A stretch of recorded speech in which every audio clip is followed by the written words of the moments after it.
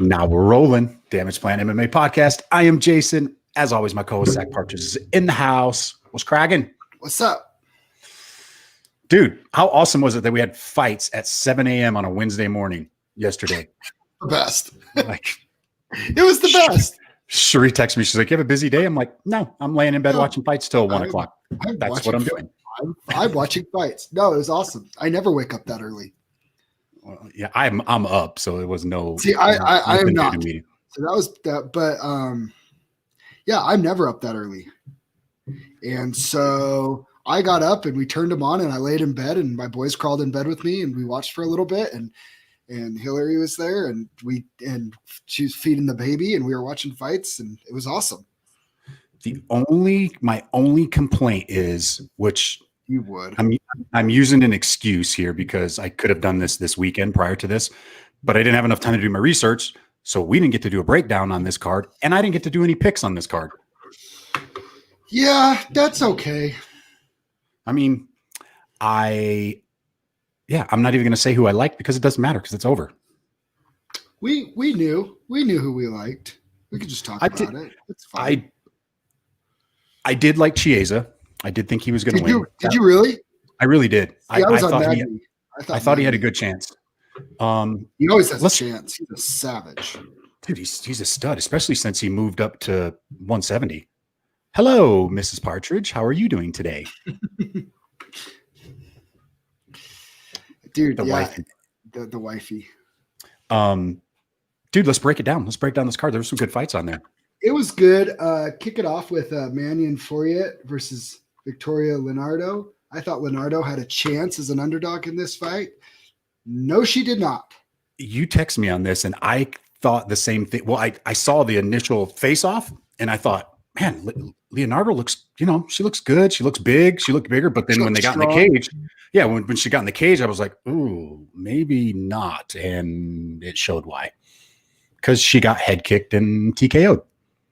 Yeah, and it was a good stoppage too. It just it was tough, man.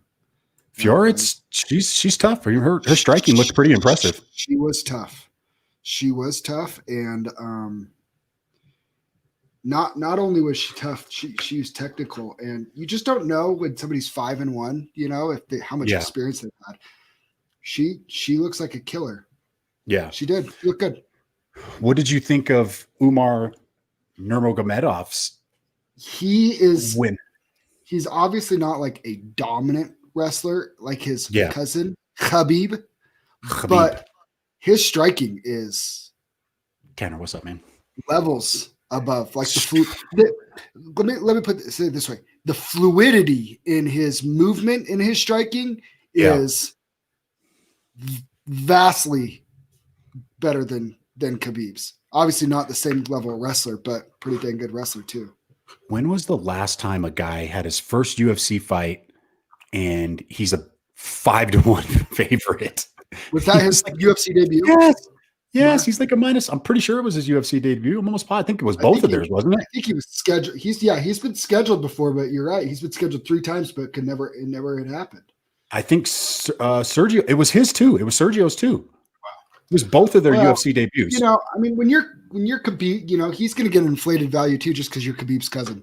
He trains with Khabib, and they all train together. But impressive young man. I mean, bantamweights, watch out, bro. If you're a bantamweight, watch out.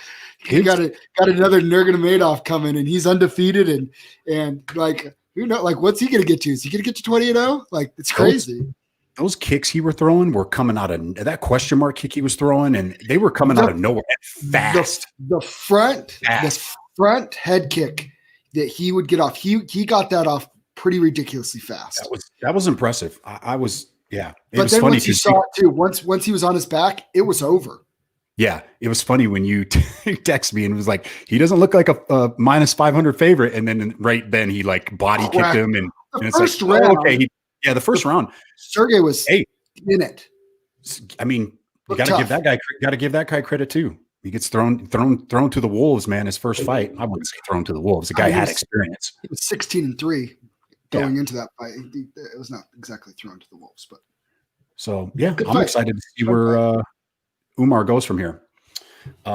Next up, we had Mike Davis and we had Mason Jones. Mason Jones had all the hype behind him coming in for his first UFC fight, and he drew a killer on his first UFC bout. So Mason Jones, I thought was super impressive. I did too. Impressive. And to be honest, I thought he won that fight. Did you really? I did. I had him winning 29-28. Yeah, now, wasn't a highway robbery by any means. Close fight, good competitive fight. They both had their moments in the fight. Yeah. But I thought Mason was the aggressor. I thought he answered every time he got cracked or whatever. He answered and showed strong that he was still in the fight. I just hope that this isn't something that detracts him in any way, shape, or form and gets him off track. Like, your first loss. But I mean, I think he's going to be a real problem and a big name. This kid's only 25 years old. Get him, he's going to have some ups and downs. We've talked about this, the natural progression. It's so rare. Everybody wants these undefeated, right? Like the next Israel Adesanya to just skyrocket up, or Khabib, or even Conor, right? He wasn't undefeated, but just on a tear, just can't lose. That is so rare. The more natural progression is, you lose, and then the great ones. Now look at, I think everybody would say Dustin Poirier is great. Justin Gaethje's been on a great run, stuff like that. It's the greats are great because they learn how to come back from their losses. Yeah, I agree. So, and I think he's still on a track to have a very good, impressive career. I thought he was impressive. I actually thought he won that fight, but I think Mike Davis is. I picked Mike Davis for the record. I picked Mike Davis, so I was watching that, trying to hope that Mike Davis won, and going into it, I did not feel very comfortable that he had won that fight. He's going to be one to watch out for too, I think. Impressive striking, and he's big. He's a big 155. Big 155. Big 155. Big. Yeah. What else? What do we have next up? Next up, we had Little Figgy was up next. Francisco Figueiredo and Jerome Rivera. That was a fun fight. Very action packed. Little Fig is not his brother by any means, but he's a good fight. It was a good fight. That was a fun fight. Nothing really stuck out.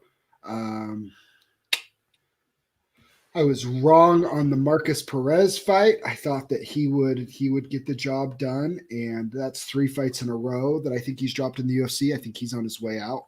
So you went against the new hype train? Is he a hype train now? Lungiabala Bula? He looked good, but he wasn't dude, he's scary. Yeah, he wasn't scary looking. He wasn't jaw dropping. He just throws everything so heavy and so explosive, and he could close the show with one punch. And I thought Perez did a good job of being safe, but he never did anything to try and really win the fight and put a stamp on the fight either. I think he is going to need to find a way to drop. I don't think he's going to be able to hang at middleweight. I think he's going to be too small. He's only 5'8". Man, not only that, you could see in his body type. Yeah. He can make welterweight. Oh yeah, 100%. He could tighten some stuff up. 100%. But those guys, gets up there in the rankings with some of those guys. Those guys are killers and they're big. Marcus Perez looks like me. He's fighting at 185. Should probably tighten some things up and get down to welterweight. Yeah. Oh man. Except I'm 6 foot. He's only 5'8". Get out of here. Yeah. Come on. You should be 155. You're probably even small for that too. Wow. Well, yeah. Look at a guy like Mike Davis. He's 6 foot, 155. He's a big 155 versus a 185 guy like Dolce, but he packs a lot of muscle though too. So all right. Mujahari. He looked good. That was a competitive fight. It did not look like he did not look like a 5-1 favorite. No, he really didn't. I just think that they were undervaluing. I don't know how to say his name. Adashev. We'll just call him Adashev. I think they were undervaluing him a little bit. He looked good and he was competitive in it, but that was a fun fight. Ricky Simone up next. Man, he's impressive. I like that guy. Very impressive. Again, how do you come back from your losses? Got into the UFC, looked impressive, had a couple tough losses. Yep. He was a pretty big favorite over Uriah Faber, and Uriah put him down, and that was jaw dropping. You got to give him Brian Kelleher next, right? That he had the call out with Brian Kelleher since they've had two canceled bouts now last year. Yeah, I do you like that or no? Yeah, I do. I like that fight. Kelleher is a savvy veteran, but stylistically, I think that's a really good matchup. It's a lot of fun. The best rapper in the UFC. I don't know about that. He's pretty good. He does the little flows on Twitter. It's kind of awesome. Funny. He's funny. He's a character, dude. Dude, the next fight, Tom Breeze. I actually thought Tom Breeze was going to win this fight, and Akhmedov is just he's big, strong, Dagestan Russian, just strong. I picked Akhmedov. I thought that was the weirdest underdog of the card. Really? Tom Breeze, he's shown that he's been off before. Why was he a favorite over a ranked guy? I don't know. I mean, because Akhmedov lost to Chris Weidman, maybe whatever. That's it. I mean, dude, he had a few wins in the UFC, and then he's kind of alternating wins losses the last couple of years. But he's still a tough, durable guy, and he came out with a vengeance. He was trying to close the show early, almost gassed himself out to the point where he wasn't able to keep going, but he got the arm triangle. Akhmedov, he got the win. I think he was lucky to get that win. He was a little too eager to finish the in the first round when he hurt Tom Breeze. Got to clean that up a little bit. He has some things to improve on, but he's still a ranked guy at 185 and a tough matchup for a lot of guys. Clean some things up and he could be a real problem in that division still. Yeah, I agree. Work on his gas tank a little. Next up, we had Lerone Murphy and Douglas Andrade. That was a fun fight too. Murphy was just a little too much. Fun fight though. Stays undefeated. Yeah, stays undefeated. Andrade always has a chance. He's always dangerous. But yeah. I mean, he's I shouldn't say he's undefeated. He had a split draw back in 2019, but his last two fights, Ricardo Ramos he beats. Now he's got another W on his belt. Man, where does this guy go from here now? Where does Lerone Murphy go from here? I don't know. In the featherweight division. There's a lot of options. We know it. A lot of them. Who'd you have in this next one? Tyson Nam and Matt Schnell. I stayed away from it. I just didn't know. I didn't know. They're both young, up-and-coming prospects with a lot of experience for up-and-coming prospects. Tyson Nam, it's 30. He's got freaking 32 fights with 32 fights and he's 37 years old. He's not, but I say up-and-coming prospect, but it's he's only been in the UFC for a little over a year. Yeah, he looked a little outclassed on his feet. He kept trying for that one punch, and Schnell wasn't having it. I like Tyson Nam, but you're 37 years old. Are you really making a run at a belt there? Probably not. Probably not at 37. But Matthew Schnell, he's 31, kind of going into his prime. Time. He lost his last fight. But other than that, he's been on a pretty good. I mean, he's pretty good. He has a shot of somebody that I think could make a run in that division. He's got to probably move up in there. He's probably got to be in the rankings, I would think. I would guess. I'd guess he'd get into the teens. Next up, we had Viviana Araujo and Roxanne Modafferi. Always like Roxanne. Always like to take a shot at picking her, but she was just overwhelmed. Dude, she's impressive. Just too much. Little disclosure, I liked Araujo to win. But if I didn't get to bet any of these fights, if I was going to bet, I was going to take Roxanne though. How can you not? I think she was almost a 3-1 underdog. To me, it was worth. She's been around so long. Money on it. Yeah, she's so tough. She's durable. She doesn't really get stopped. Viviana, she came in with a game plan. Her striking looked good. She's a Brazilian jiu-jitsu black belt, so it wasn't. I don't think she was too worried about anything on the ground. She's fun. I like her. Roxanne. It's I don't know. She's 38 years old. I feel like she's kind of hit her peak when she when she upset She's got Macy over Barber. 40, yeah, over 40 fights. It's like I don't really know, like I don't really know where she goes from here. I think I mean she got to a point where she was really close to getting to the top. But it's like I feel like she missed her window. If there's one upside to that fight, I did think her striking looked better than it has in previous fights. She's still improved. getting better. She's still getting better, you know. So maybe she sticks around and is kind of like the gatekeeper. But I mean, what other male fighter? How many other male fighters can you name that have that many fights? I mean, there's a few, obviously, the Alistair Overeems and guys like that. She's so impressive to me. You know, two tries on the Ultimate Fighter. Liked by everybody. Like if you're not a fan of hers, like get out. Warrior. She's happy awesome. Warrior, man. Yeah. She's just, you know, and you know what's cool? She's a freaking nerd, and like she is, you know, she is like, and she's all about like her anime stuff. Like it's like for me, it's weird. She's just everything you would not think a fighter is, especially a female fighter. Yeah. But she's tough. She shows a lot of heart. She's still getting better. It's like she's everything that a mixed martial artist should be. Yeah, she's going to be she'll be a tough out for anybody because she's a tough out for anybody. Just a fan of hers, just as a mixed martial artist. Yeah. And as a human being, she just seems genuinely like the nicest person ever. Yeah. Dude, Ike Villanueva, man, that was great. I love that guy. I love that guy's story. Comes in there gets overhand right, takes out Moreta. I mean, he's gonna be a favorite. He's a fan favorite. Definitely a fan favorite. I don't see him. He's an easy guy for the fans to get behind. Yep. He is getting up there in age. Maybe he's kind of one of those little gatekeepers now at that middleweight division or that light heavyweight division, but I don't see him. Unfortunately, I don't see him like cracking the top 10 or anything. Right. Warley Alves with this, man, he looked impressive too against Lazaz. That was impressive. Lazaz is supposed to be, what do they call him? The Arab Conor McGregor or something, the next big thing. Sniper, yeah. All this stuff. And he got absolutely overwhelmed. Yeah.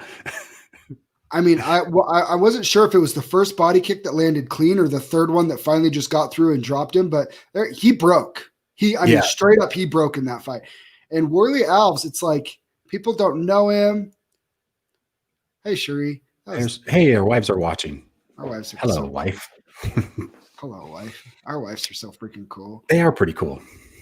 Warley Alves, though, is people forget when he's on. This is the same guy that handed Colby Covington his first loss before.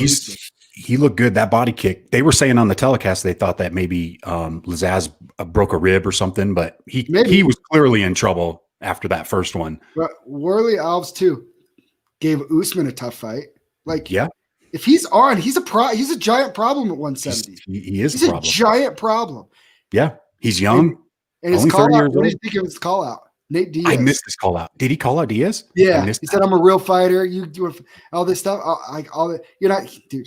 He's not getting a Nate Diaz fight, but I like it. I like the call. I like it. Call him out. And then our main event, Michael Chiesa and Neil Magny. I loved it. I love the build up to this fight.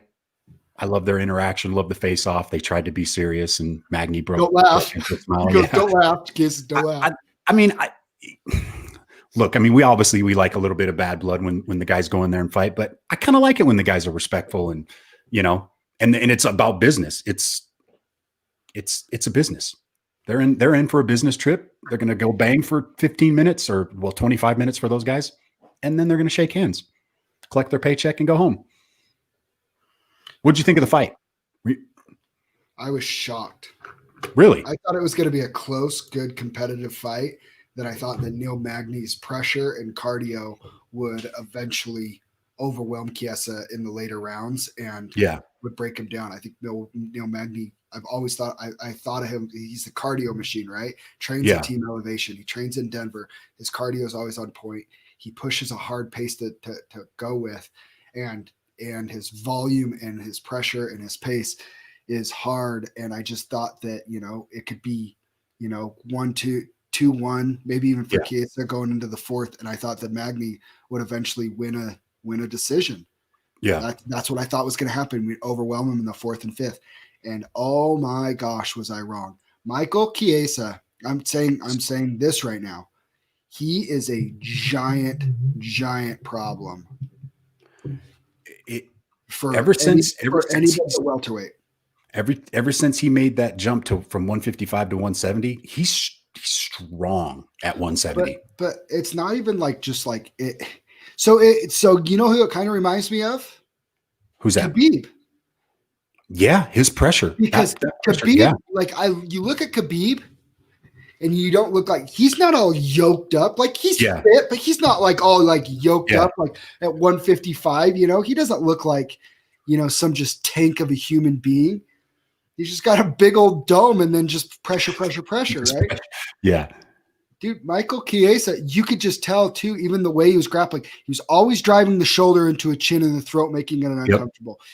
Neil Magny was not even able to rest on the bottom because he just constantly pressure and make things uncomfortable.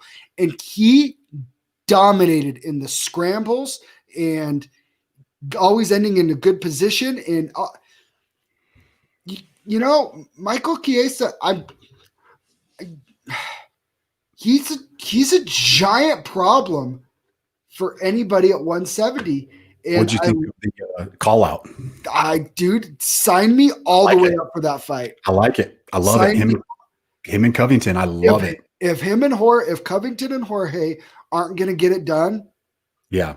Dude, that fight is a number one contender fight. Like, dude, because I mean, let's face it. I think we saw Jorge against Usman. I know it's on short notice and stuff, but I'm not like chomping at the bit to like see that fight again. No, not at all. Me neither. I mean, I kind of think the Covington, but Chiesa Covington, the winner of that fight. Now I want to see intrigues me. Fight or Gilbert Burns. If he got the win, but I mean, Chiesa. There's something about his fighting style, and his striking looked a lot better. Than it's been, but once he gets that, like I said with Khabib, like once he gets that body lock, like it's just a matter of time before you're going down, and then he smothers you. And before I'm like, he's smothered. Our RDA was obviously a really good win, but RDA's kind of past his prime, and Diego Sanchez, and I'm like, he destroyed Diego, but Diego's off his rocker and whatever. Carlos Conduit, Kimura on Carlos Conduit, pretty impressive. But it's like that is damn impressive. But man, I'm looking at Chiesa and I'm just like, dude, he's primed.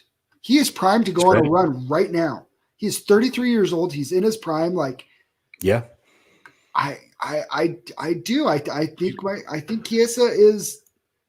I think him and like. I made the prediction. I think Wonder Boy's the champ of that division by the end of the year. And I'm sticking to that. You're sticking with it, huh? Yeah, I'm sticking to that. But I see Chiesa as somebody too that Wonder Boy, like Chiesa could get there. And I think he could. I think he has the skill set that he could beat those guys. So Chiesa, looks like he was 8th. I mean, I'd put him ahead of Maya. I'd put him ahead of Woodley. I mean, he's right outside that top 5. Oh, he mops Maya or Woodley right now. He's got to get in my opinion, he's got to get a top 5 guy. And you already got Edwards and Chimaev scheduled. I agree with you, man. If they don't make that Jorge Covington fight, you gotta give Chiesa. What's really too bad is that Edwards is already scheduled with Chimaev, and I mean at that fight, I'm excited. But Edwards and Chiesa would make the most sense to me. That would be another one. Yeah, I mean that does make more sense than Edwards Chimaev. But hey, maybe Chimaev pulls out a victory, then we got a mess up there in the top 5, top 10. Chiesa and Chimaev. Ooh, if he wins, I feel bad for Chiesa. I don't want that to happen to him. Where does Neil Magny go from here? Do you circle back to Jeff Neal? Jeff Neal, that would be just lost to Wonder Boy. Yeah, that would be my. I mean, wasn't Bilal Muhammad supposed to fight somebody recently too? I think. Yeah. Who was he scheduled to fight? This is what I have a hard time with, right? It's the same thing that we just saw with, who just got dominated by Max Hall? Calvin Kattar. Yeah. Right? Neil Magny's very similar boat. He's 33, 34 years old. He's had, over 30 fights, same as Kattar, right? Cater's right in that range too. And you just got absolutely worked. And you are levels below an elite guy. And that did not look to me like just an off night from Neil Magny. That looked like a guy that has ground he has to make make up. Yeah, a lot. Get to that level. Too much to close that gap, I think. It's like, man, like what? And I like Neil Magny, but it's like, man, what's next? Like, what? Like, how do you close that gap in the next year or two before your window's closed of being a top tier guy at that division? Yeah. The Job Neal fight makes sense to me. Yeah. I like it. Yeah. They got it. Make this Colby Jorge fight for us, please. Even though I think Jorge does the same thing Masvidal does to him, I think Covington does the same thing Masvidal or Usman did to Masvidal. I think it's closer. Covington doesn't hit as hard. He doesn't hit us. That's the difference. He doesn't have that knockout power. But where like I think Jorge had to respect that a little bit more with Usman. He won't have to with Covington, but he's got to respect. But he's still got to respect the wrestling. He's got to respect the wrestling, which he did enough in that Usman fight. Well, but he showed that he can hang with an elite wrestler, but not win rounds. Colby might bring a different type of pressure than Usman did. Like he may go for it more. I don't know. I want to see that fight though. Well, are you ready for Saturday? Oh man. Hey, we have dinner Friday night. Yeah, we do. Happy birthday. Thank you. It's not till Monday, but I am, we're going to go have a little Market Street. Yeah. Love me some Market. What do you get there? I usually do like a filet or I might do prime rib. Haven't decided yet. I don't know. Calamari is always on the list. I love calamari. Yeah. I'm not a big seafood guy, but I do like Market Street. So maybe a little lobster. I'm a big seafood guy. Maybe a little lobster. I don't know. Yeah. We'll see. But we were going to make we were going to go Saturday, but obviously I'm telling my wife, I'm like, no. We could have gone in like the afternoon special. We could have. But save some dough. Hey, I don't want to take any chances and I want to be ready for when the fight starts. Absolutely. Absolutely. So we'll go over, we'll give everybody the breakdown tomorrow after the weigh-ins. We'll give you our picks and all that stuff, but we want to build a little excitement for everybody. There was a press conference today. I missed it, but you watched it, so you get to fill us in on the press conference. Connor's different, man. He's very different. I did catch the clip of him saying he got some of Dustin's hot sauce or whatever it was, barbecue sauce, whatever he has, hot sauce, right? Well, Dustin was like giving him credit for building his whiskey company and all that type of stuff. And Connor piped in. He's like, "Don't sell yourself short. You got your hot sauce company. Like, you're doing things too in the business world." And it was weird because they were getting a little bit friendly, and even Dustin was like, "I don't mean to be up here and like we're sitting here like giving each other massages and like too high on each other, but like." There's a different respect level with Connor. I feel like Connor did he had to build the hype and the name, and that's where all the trash talking came in. And I've said that, and I've said this before, and I really believe this. That is, Connor is a bold human being, but that was a character he was building to create the crowd, so that people either loved him or hate him. But either way, you're going to pay to tune in, and that's what he was building. But he understands now. He's gotten to a level. He doesn't have to do that anymore. No, he's the show regardless. You want to know what he did? He did a Floyd Mayweather. Like, look how Floyd, when they fought, Floyd didn't say a damn thing. Floyd didn't say nothing. He sat there and let Conor just talk. Said all this, rubbed his head during the press conference. And Floyd's just sitting there because Floyd basically did the same thing. He's one of the greatest ever. I don't need to talk trash anymore. I'm impressed, man. As far as marketing goes, I mean, if you're an up and coming fighter, man, it's hard not to pattern yourself after that. I mean, he's still bold. But even they said you predicted a 60-second knockout of Poirier and stuff. And he said, listen, he's better. He's a different fighter than when we fought 6 years ago. He's better. Yeah. I hope that he can take the shots and we can have a good, long, fought out bout. That's what he said. That's what he's hoping for. And he goes, I just don't believe he'll be able to take those shots, but I hope he can. That's different. That is a different Conor McGregor than anything, this Cerrone and stuff. And even talking about Khabib, he goes, if he doesn't come back, I'm not going to chase it. I wish him nothing but the best if he's really retired. And he goes, I just want to compete. And I mean, he's still digging, he's still giving the little digs, but he's different. He's different. And I think it'll serve him well. I think it serves him well. And I mean, I get that some people are always going to hate him for how he was. Always. And that's fine. I'm talking to you, Ryan Faust, Jordan Chandler, and I get that. And that's fine. But I think he's different, and I think he's being a little bit more true to himself and who he is. Which I think will serve him well. It's going to serve him really well. I like that he has already, his team reached out to Dustin's team and is doing what he said and donating to his charity, to Dustin's charity. $500K. That's admirable, man. But if you're somebody like Conor too, that's how you give back and show that it's not just all about you. Because I mean, it'd be pretty easy to have that much money and just be some self-absorbed douchebag. 100%.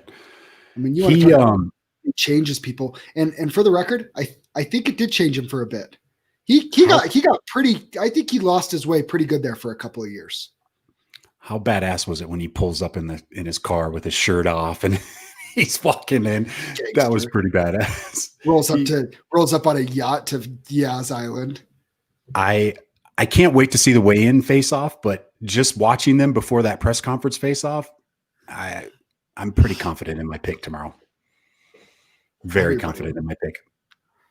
That's the one thing that alarms me though, is everybody's, I think, on that side, which is am I missing something here?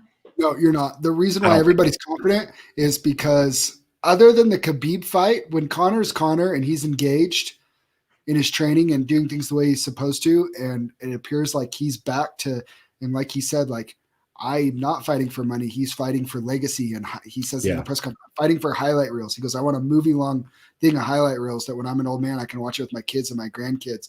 He goes, I don't need money. I love to compete. And he's talking about, he wants to fight everybody. He wants to fight Gaethje. He wants to fight Poirier. He wants to fight Hooker. He wants to fight Chandler. He wants to fight Oliveira. And he goes, that Nate Diaz fight's still there. He wants Khabib again. He even talks about maybe even as a competitor, regretting maybe I should have just stayed at 145 and kept beating all those guys too. Maybe instead of boxing, I should have gone straight up to 170 and fought Tyron Woodley then, which looking how things now, he could be champ if he would have done that with how Tyron Woodley's turned. At the time he very well could have. He could have been the first one to just demolish Tyron instead of Usman. We don't know. We don't know. And there's so much into it, but I feel like he's just re-engaged to where he wants to fight 3 times this year. Yeah. Again, if he starts fighting 3-4 times a year again, the next 2-3 years is going to be unlike anything we've ever seen in this sport. It's going to blow up all over again. We think it's blown up. It's going to blow up all over again. It's going to become even bigger, more mainstream than we've ever seen. Yeah. And quite frankly, it's the Conor effect. And the haters hate, but only he does it. Even DC, I listened to DC's interview, and even DC had to give the respect to Khabib. Khabib and Conor do not like each other personally. Yeah. They don't. But Khabib needed Conor to rise to become an international star. Khabib went from 1 million to 12 million Instagram followers the day after him and Conor fought. Conor did that for him. Yeah.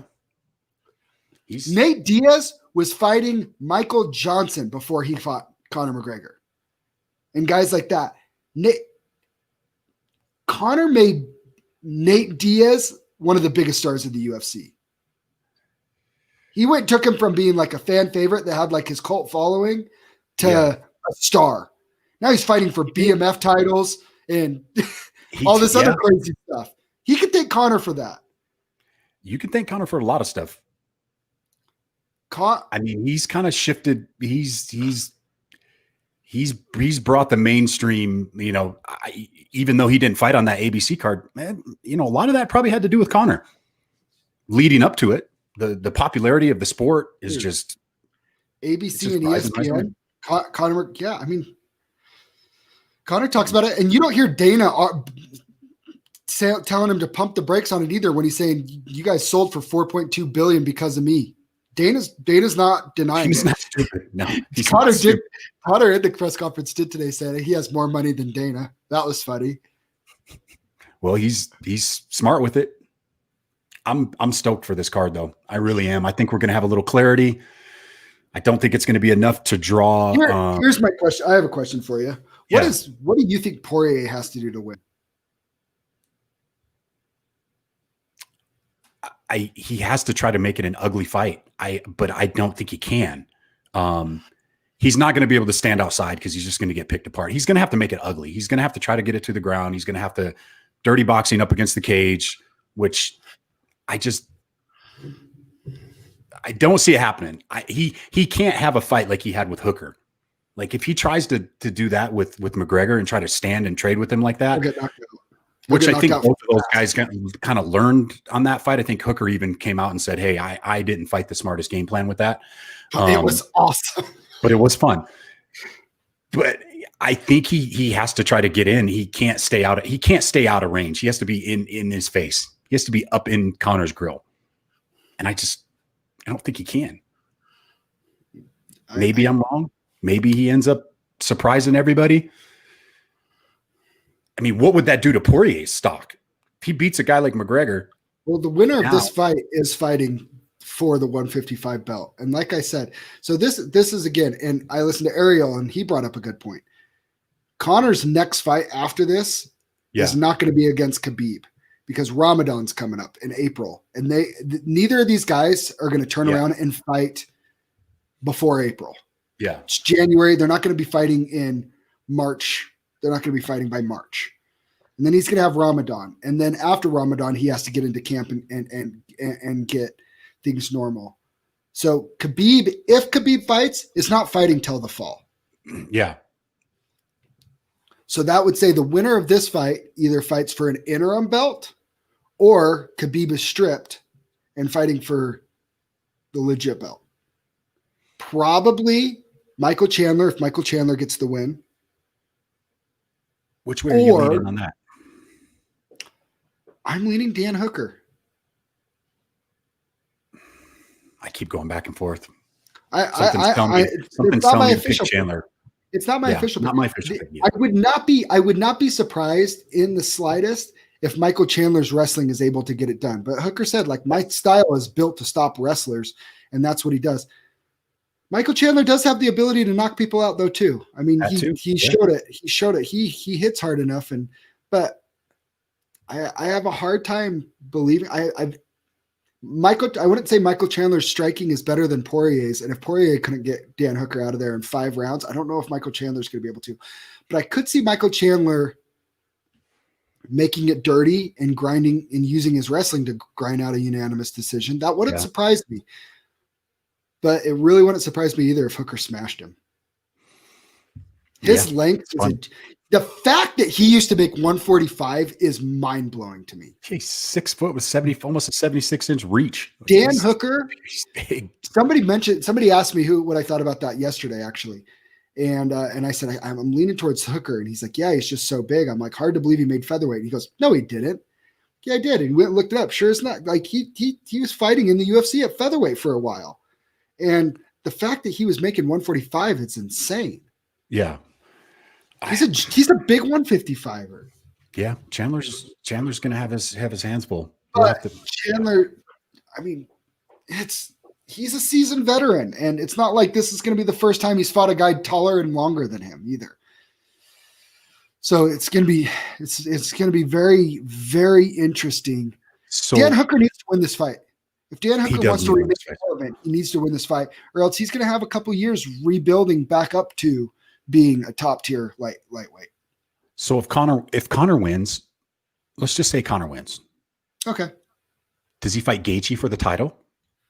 I think he either fights directly with Gaethje or he fights a winner of like Oliveira?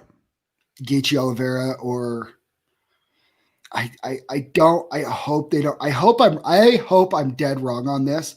I have this sick feeling in my gut that they're going to make Oliveira sit out and they're going to give Nate Diaz the Gaethje fight, and then the winner of that's going to get to fight Connor. I don't like that at all. I don't either. I don't like the Nate Diaz getting to jump the line in that killer Shark Tank of a division. No. And no. That's Oliveira's fight. To me, that's Oliveira's fight. It's either Connor and Oliveira or you let Oliveira Gaethje fight each other. And look at the logjam you're going to have. If Connor wins, Poirier is going to drop, right? So then you have what Gaethje. What about RDA and Gaethje too? RDA's up there too. He had an impressive win already this year. I think a lot will be told after this weekend. Gaethje's still sitting at number 1 though. And Poirier will obviously drop if he loses. So then you have Oliveira, you'll have Gaethje, Oliveira, McGregor. If Hooker wins, Hooker will be right up there. If Chandler wins, Chandler will probably be up there. So many scenarios that we could spin here. Okay, so let's say Hooker wins. Okay. Him and Oliveira would be fun. I like that. That's probably the move, considering both of them aren't mega stars, but I mean, Hooker, you could sell Hooker Oliveira as a fight night main event, and yeah, dude, that's fireworks, right? And potentially a number 1 contender fight. And that's the problem is there's like 4 number 1 contender fights you can make. I know. And then they're going to try to slide Nate Diaz in there somewhere. I freaking hate that. I can't stand I don't like him either. Let Nate have the like BMF fights. Like let him fight for shit like that. I don't want to see him fighting any top 5 fighter. I just don't. Gaethje murders him. He probably body shot, knock KOs him with a body shot. If I'm going to go ahead and take Khabib at his word that he's done. That's the way I'm leaning. I'm not 100% sold on it. But I think he's going to remove himself from the picture here officially after this fight and do the Ramadan thing. And then maybe after that, he decides, you know what? I want to fight again. And my mom says that it's okay and whatever. I mean, he's a smart enough guy that he's probably thinking McGregor's going to beat Poirier. And it's not going to impress him. That's not going to impress him enough to get it back. Maybe if Chandler comes out and just wrestles freaking Hooker and just dominates him for 3 rounds, maybe he's like, well, all right, I'll fight the guy that's I'll put my wrestling up against him. I'll do that. Sure. I don't know. Here's the other thing that people have to remember. Khabib's set, right? He lives in the mountains in Dagestan. Yeah. He could probably live pretty comfortably on 500,000 for the rest of his life. That dude's probably got a couple $100 million banked. Easy. Right? And he just bought a promotion on a way, way smaller scale. I'm not remotely trying to say that I'm on the same level as these guys, but as a business owner, when you take a fight, it's not just taking a fight. It takes away other parts of your life too, right? It takes away your family time. It takes away time from your businesses. It takes away time from other aspects because you have to get so focused in on a fight. Yeah. If you're Khabib, what excites you? Because you don't have anything else to prove. You need something that excites you. Yeah. I'm not going to say it on the air, but there is somebody in the local MMA community who is dying to fight me, apparently, that I've heard from the Still Fist guys. And he just wants to beat me, and he thinks he smashes me and this and that. But I look at him and I look at his record. It doesn't excite me. It's somebody that I've seen fight. It doesn't excite me. It doesn't make me want to go, ooh, I want to do. That's where Khabib's at. Not that I'm saying I'm Khabib by any means, but like, I get it. You have to put yourself in their shoes and understand, like, okay, I've accomplished everything that I need to in MMA. Now I'm still a competitor, and if there's something that gets my competitive juices going, then I can, then let's have a conversation. But right now, Khabib's looking at it going, meh. I beat everybody and dominated. Meh. Handily too. Right? You got to get something that piques his interest. That's basically where I was at, is like, like that Johan fight is like, I wasn't planning on fighting, but it's like that came across my desk and it's like, he's a, like that excites me. Yeah. Like that challenge excites me. It's a challenge. Yeah. Khabib is not, but so that's why I too, if Conor shows something then maybe Conor shows something that maybe Conor's so dominant and shows, and maybe it goes 3 rounds and he looks great for 3 rounds. And so it should maybe looks like his gas tank things more fixed. His quote unquote gas tank issues are fixed. And maybe he shows some good wrestling defense, because I think Poirier does have the grappling and wrestling advantage a little bit there. Yeah. Maybe he shows some of that improvements in that area and then gets an impressive knockout or finish, or weird. What if Conor submitted somebody? That'd be crazy. Yeah. What if he showed something and then everybody starts talking, this Conor could beat Khabib, and everybody starts getting sure about it, right? That this Conor could beat Khabib, and then Khabib's like, okay, this is interesting. Like that's what he needs. He's looking for a reason to come back. In DC's interview, DC even said, Khabib asked me at dinner, what do you want me to do? And he's like, as your friend, I don't care. Like you do whatever's going to make you happy. I don't care. But as a fan, dude, we all want to see you. And he goes, Dana's doing what he's supposed to be doing because it's good it's good business, right? But as a fan, everybody wants to see you and they want to see you fight the best. And there's challenges that you haven't faced yet. If him and Conor never fight again, that's on Conor, because he wasn't ready the first time. He missed his opportunity. That's 100% on Conor. Yeah. But if Conor's better and Conor's different, if it makes Khabib feel like I need to prove that, okay, this is the guy that I thought I was fighting. Now I want to, and everybody's saying he's the best in the world. Now I want to go test myself or see if it's different this time. Maybe. I don't think Poirier or Gaethje interest him at all. I don't. Yeah, I think the only chance that he comes back is if Conor wins. I don't think the GSP thing's happening anymore. No, I think he already. I think that ship has sailed. Put that to sleep. It's that or it's Usman. You get a couple. Khabib Usman. That's interesting to me. That's very, very interesting to me. I saw somebody was saying. I saw a tweet. Somebody tweeted that if Khabib is retired, they think Chael Sonnen should reach out to Khabib and have him on there to wrestle Jordan Burroughs, the Olympic gold medalist. So I don't know enough about wrestling and styles and sambo, but like Jordan Burroughs is the man, right? Like he's the man. Did you listen to him on Joe Rogan? No, I haven't yet. He was on Joe. It's amazing. You got to listen to that podcast. It's unreal. So he's the man, right? And Ben Askren was supposed to be somebody that could eventually maybe fight Khabib and give him a problem. Yeah. And Jordan Burroughs ragdolled him. For the record, Ben Askren hadn't competed in years into that realm. Like it's been like 10 years. Like it wasn't a prime Ben Askren. Like it would be like a prime Khabib. He was still fighting, but he wasn't wrestling like that. Like Jordan, they talked about it. You'll have to listen to the podcast and you'll get it.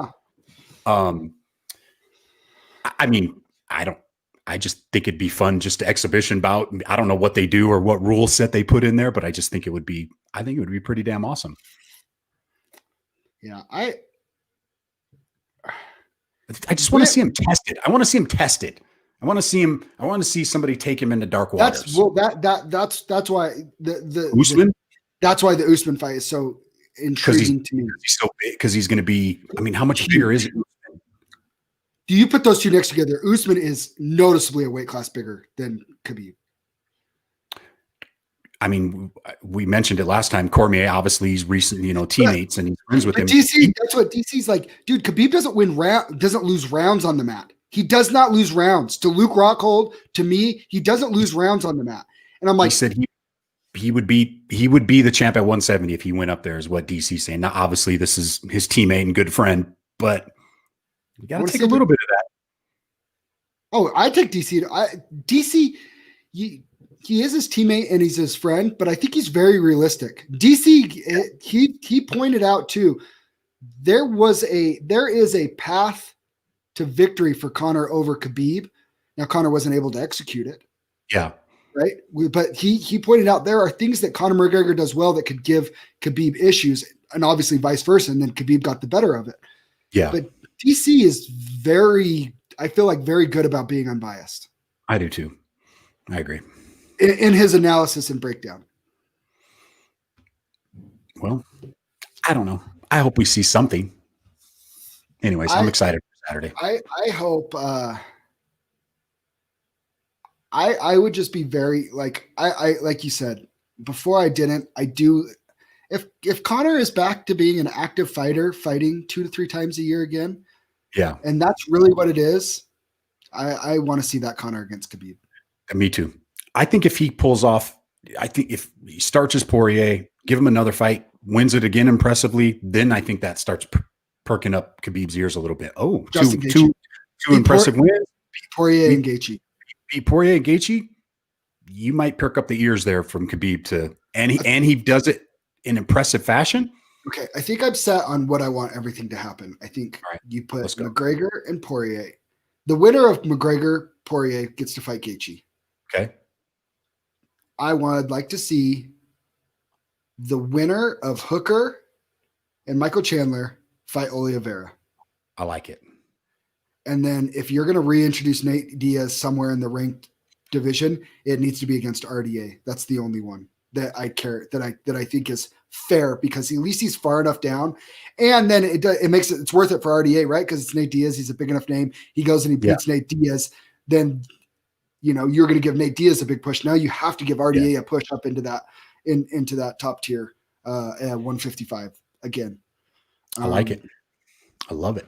Did I leave anybody out? Is there anybody getting left out in that scenario? No, Poirier would drop. I don't care about Ferguson. RDA would be the only one that'd be straggling there at the bottom. But is Poirier and Ferguson fought? Ooh, they haven't, have they? I don't think so. No. If Poirier loses, maybe you give him Ferguson. I mean, I think he kills him, but that might be the death knell for Ferguson's career. Or maybe an RDA with Ferguson. That actually makes a lot of if Nate Diaz doesn't come down, or let Nate Diaz and Poirier run it back, because they were supposed to a while ago for that. And I would love to watch Poirier piece up Nate Diaz. I think he would too. Well, I think we'll have a lot of questions answered after Saturday night. I think we'll have a little bit more direction on where we're going. So real quick. Okay. What does Dana think he can do to the people that stream the fights illegally? Nothing. I think he's just throwing stuff out there, honestly. Like, I really do. He's like, just tune in, just wait, just watch. Like he's daring people like as a threat, but it's like, what is it, like the FBI going to come knock at like 100 million people's doors that stream this illegally? Like, what's because do? I don't think he has some secret thing that they haven't figured out. Like, people are going to find a way. They're going to find a way to do it regardless. I mean, maybe, I don't know. I don't think it's going to happen. They have some sort of like feed blocker on there or something. Well, maybe what happens is by him saying that, out of those 100 million people that are stealing, maybe 5 million just buy it. Maybe 5 million just buy it because they're scared. So he's got 5 million more buys. I don't know. Not that I would ever do anything illegal, Zach. No, but I'm just saying we know that there's a large amount of people that get on those whatever streaming websites. I can't even tell you what streaming websites that people steal from, but Reddit, whatever. There's people that'll buy it and put it on Facebook and stream it on Facebook. We have people that we know. Yeah. That I know for a fact that I don't know if they're buying it. Either way, they're streaming the main fights on their Facebook feed. Yeah. Like there's just too many. Yeah. And Facebook does a pretty good job taking them off when they catch them, right? They do. Yeah, I think they do. Now, I don't know if they're as good as like a YouTube. YouTube's quick on everything. Music. You put the wrong music in there and you're, yeah. Anyways. All right. Breakdowns tomorrow Yes. and picks. Yes. Official picks. Official picks. I like maybe it. not this one, but maybe we need to bring the pool back for the next pay-per-view. Yeah, we should. It's been a minute. Hunter's been begging me. It's been fun. Hunter, we need to do that. Hunter wants to do the pool. He doesn't realize that I have to pay the money to enter him in the pool. We could do them for the pay-per-views for sure. Yeah. I think trying to do them for all of them is just too much, especially when we ain't making any damn money off it. We're just trying to get you guys money. It's a little time consuming. All right, let's do it tomorrow. We'll see you guys tomorrow afternoon. Thanks for tuning in once again. We out.